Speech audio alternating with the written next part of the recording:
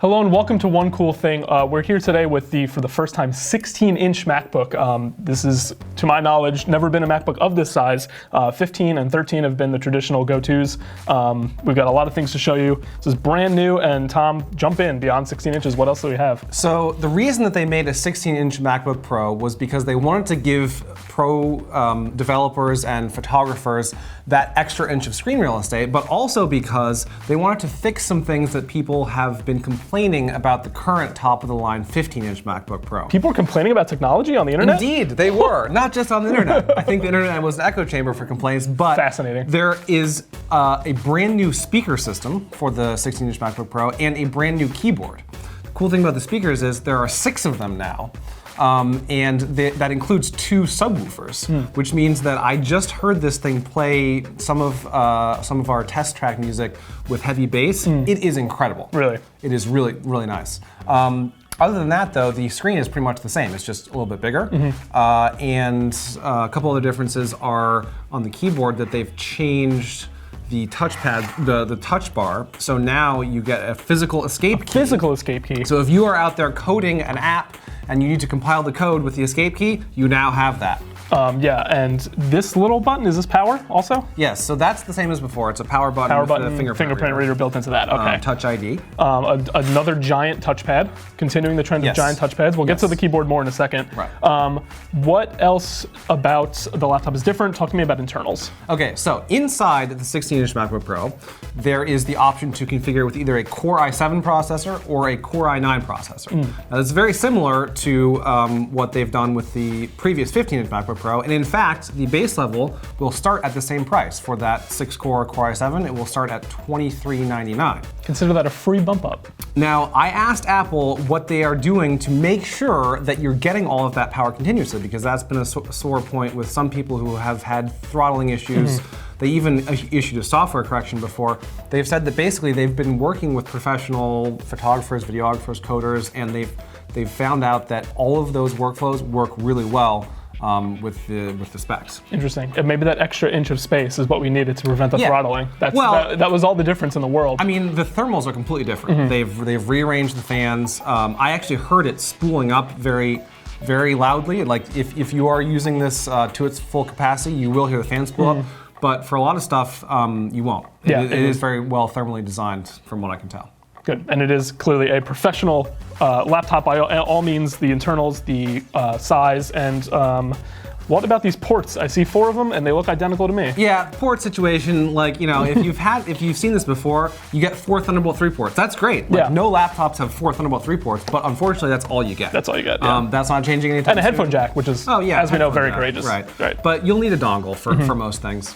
I want to talk about the battery, though. Tell me more about the battery. Bigger battery, bigger laptop? The battery, yes. Basically, you get bigger battery with a bigger laptop. But what they've done is they've gone and looked up what the maximum amount of battery that you can legally fly with is. Turns out the FAA says that you cannot have any battery larger than 100 watts. I've heard this before from other PC manufacturers, yes. Groundbreaking that this Apple is now doing this.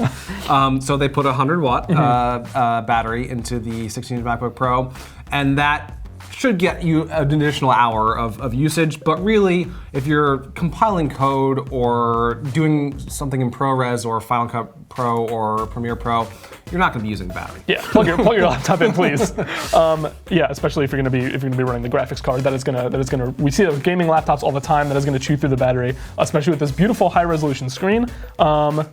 So what else you got? Okay, so you mentioned graphics. Yes. Radeon Pro Graphics 5000 Series M. It's AMD's 7-nanometer graphics chip that's never been in a laptop before.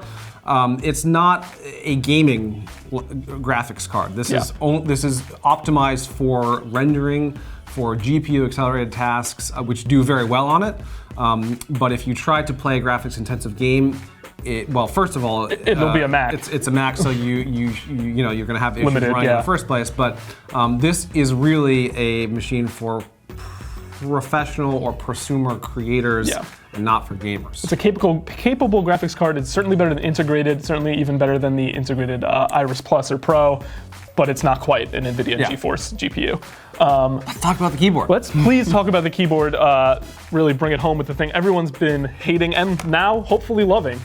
Bring out the old comparisons for us, because things are finally changed. Exhibit A, the new MacBook Pro, right, with the scissor style, still scissor style keys, but what they've done is they've combined a dome switch with the scissor. So now you get, theoretically, the best of both worlds, the best of which being the old MacBook Pro, which just had this regular dome-style switch.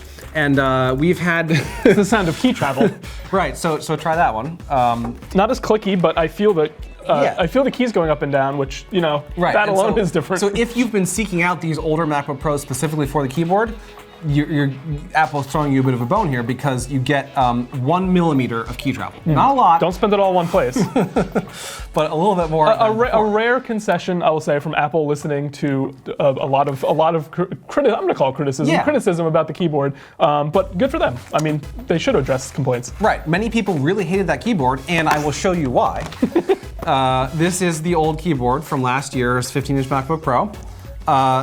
It flat. is flat as can be. It is extremely flat, and I actually don't hate it. It's a bit of a polarizing thing, but basically, if you adapt yourself to tap instead of type, you actually will be fine. But many people don't like tapping instead of typing, and so I think that they've improved it. They've mixed the butterfly style with the dome switch, and I think they have a better keyboard. Even just creating this inverted T arrangement with right. Like, it's way better. Here you have this like squished keys with these abnormally large side arrows. Right. This is much more natural. And again, as we drew attention to before, in case you aren't familiar with the touch bar, the escape key was a touch button on the touch bar. Now, again, it is a physical button. It's always there. It won't change based on what you're doing on the top, so people tend to like that. Yep.